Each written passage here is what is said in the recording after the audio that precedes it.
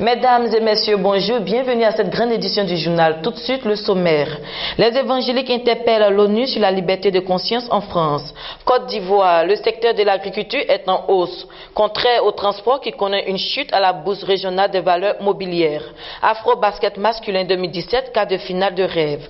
Mali, inauguration du poste de commandement de la force du G5 Sahel par le président malien Ibrahim Boubacar Keïta.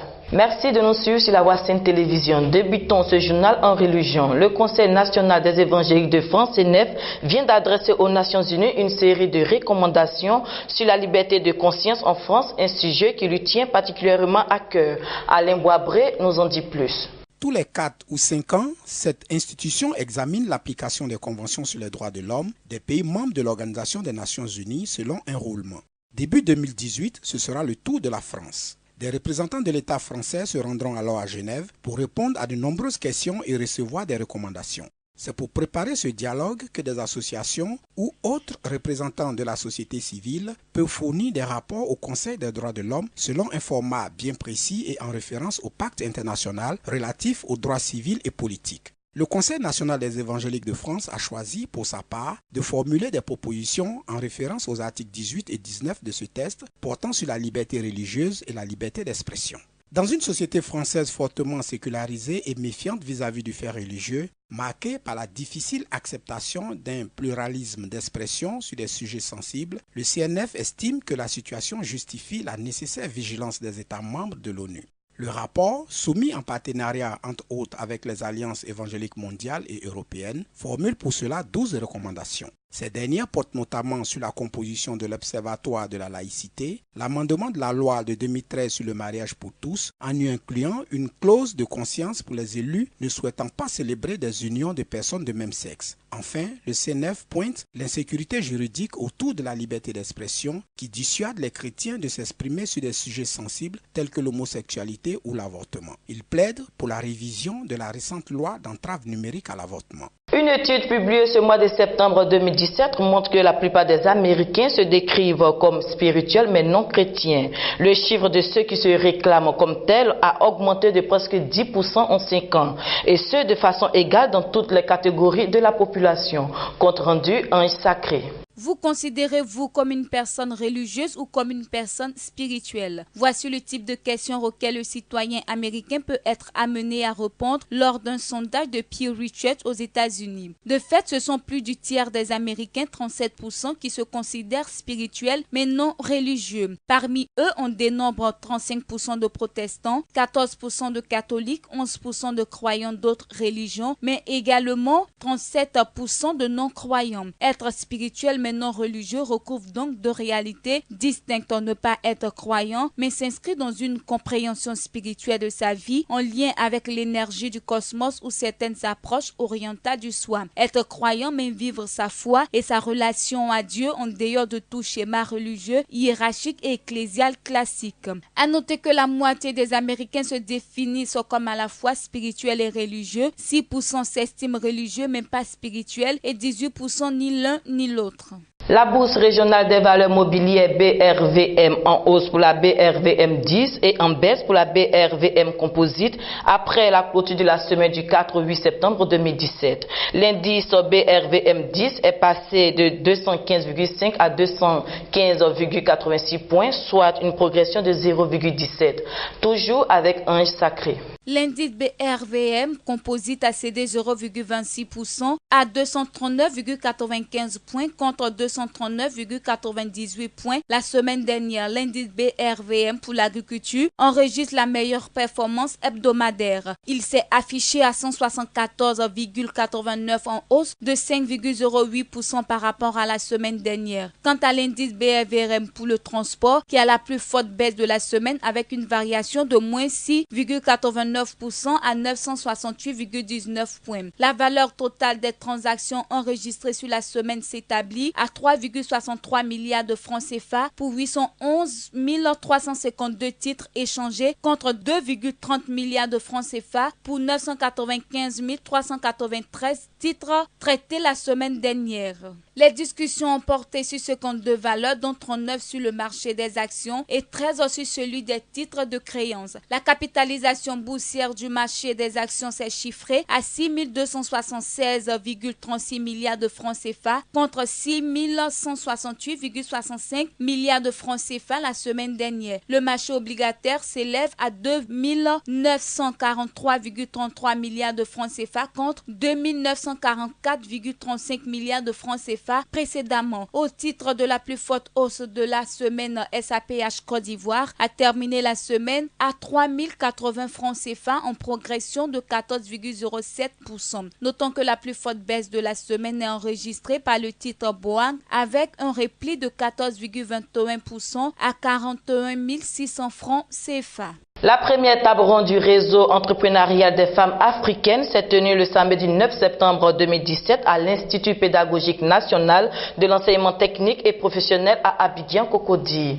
Jean-Jacques Denis nous en dit plus. Dans le but d'instruire les femmes sur les modalités d'accès au financement, une rencontre a été mise en place depuis le 3 août dernier par le ministère du Commerce, de l'Artisanat et de la Promotion des PME. D'une valeur de 5 milliards de francs CFA, ces fonds serviront à soutenir les projets des femmes sur l'ensemble du territoire national. Selon Fulgence Katakra Adia, sous-directeur du partenariat et de la coopération au ministère du Commerce, de l'Artisanat et de la Promotion des PME, pour bénéficier, il faudra être administrateur ou propriétaire de PME et avoir un projet bien ficelé. Précisant que le montant octroyé est compris entre 1 et 50 millions de francs CFA, sans aucune possibilité d'emprunter au-delà ou en deçà. Le remboursement court d'une période de 3 à 7 ans en fonction du crédit octroyé avec 8% comme taux d'intérêt pour la banque prestataire. Le conférencier a également exhorté les femmes à souscrire massivement à ce programme et les a rassurées à la recherche d'autres partenariats en vue de prendre en compte tous leurs besoins en matière d'entrepreneuriat. Samedi 9 septembre 2017 s'est tenue la 7e édition de l'opération Grand Ménage dans le district d'Abidjan. Et cette fois, ce sont les communes de Cocody et d'Adjamé qui ont connu une animation particulière. C'était en présence de l'équipe du ministère de la Salubrité, de l'Environnement et du Développement durable. Notre commentaire. La 7e édition de l'opération Grand Ménage a connu un bel engouement dans les communes du district d'Abidjan, particulièrement Cocody et d'Adjamé le samedi 9 septembre 2017. Ce constat a été fait par une équipe du ministère de la Salubrité, de l'Environnement et du Développement durable, conduite par les conseillers techniques Caro Toutoukpo et Kofi Parfait. Cette équipe a sillonné plusieurs quartiers des deux communes, accompagnée d'un détachement de la brigade de salubrité urbaine. Il a été procédé au déguerpissement des installations anarchiques qui encombraient certains carrefours et causant des désagréments. Les commerçants illicitement installés, bien qu'ayant reçu des mises en demeure, n'ont pas exécuté jusque-là, continuant des essais sur ces lieux. Au cours de l'étape d'Adjamé, l'équipe du ministère a sensibilisé les commerçants et les vendeurs d'eau sur la mesure d'interdiction des sachets plastiques. Il est important de rappeler que cette 7e édition du Grand Ménage s'est tenue sur toute l'étendue du territoire national. En sport, la sprinteuse Marie-Josée Talou a reçu une somme de 40 millions de francs CFA de la part du chef de l'État ivoirien Alassane Ouattara. C'était le vendredi 8 septembre 2017 au palais présidentiel, suivant le reportage de Martial Kouassi. La sprinteuse ivoirienne Marie-Josée Talou a été honorée ce vendredi 11 septembre 2017 par le chef de l'État ivoirien Alassane Ouattara. Elle a reçu de la part du chef de l'État une somme de 40 millions de francs CFA pour ses 2 médailles d'argent obtenues aux Mondiaux de Londres 2017 et a été élevée au rang de commandeur dans l'ordre du mérite sportif par le ministre des Sports Albert François Amichia. Suite à cette double récompense, plusieurs autorités telles que le ministre François Albert Amichia ont remercié le chef de l'État pour son initiative et son soutien. Fier de la championne, le chef de l'État a encouragé et félicité la sprinteuse ivoirienne pour sa progression fulgurante au sommet du sprint mondial. Au cours de cette cérémonie qui s'est déroulée au palais présidentiel, le coach de Talou, Anthony Kofi, n'a pas été laissé pour compte puisqu'il a reçu la même décoration et une enveloppe de 20 millions de la part du président de la République. Ces différentes récompenses devraient donner encore plus de fougue à l'équipe qui prépare activement les Jeux Olympiques de 2020 à Tokyo au Japon avec l'espoir de rafler l'or.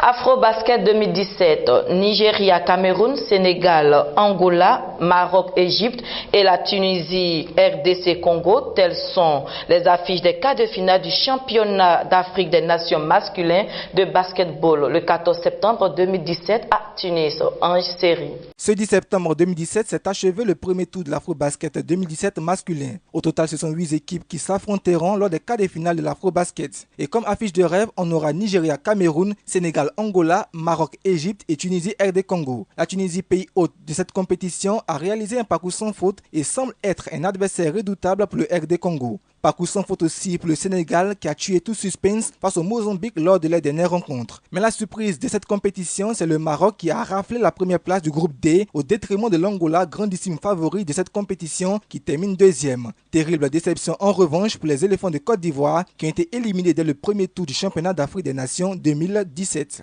La dernière information de ce journal nous conduit au Mali. Le président malien Ibrahim Boubacar Keïta a inauguré samedi 9 septembre 2017 dans le centre du Mali, le centre de commandement des forces et de coordination des actions militaires entre le Mali, le Niger, le Burkina Faso, le Tchad et la Mauritanie. Alain Boabré pour le commentaire. Situé dans une zone militaire de Sévaré, dans le centre du Mali, le quartier général de la force conjointe G5 a été inauguré samedi 9 septembre 2017 par le président malien. En effet, au cours de sa visite, le président Ibeka s'est entretenu avec le commandant de la force, un général originaire du Mali, son adjoint burkinabé et le chef d'état-major, un officier nigérien. Le président malien a également offert 14 véhicules aux militaires.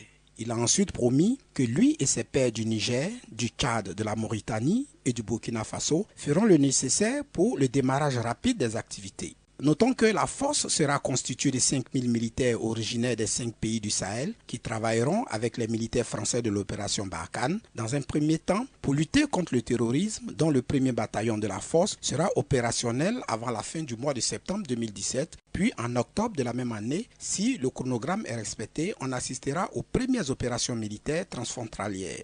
Plus précisément dans la zone dite des 3 frontières entre le Mali, le Niger et le Burkina Faso. En définitive, c'est un pas de plus pour la mise sur pied de la force conjointe G5 dont l'ambition est de lutter contre le terrorisme dans le Sahel. C'est ainsi que s'achève cette grande édition du journal. Merci de l'avoir suivi et à très bientôt.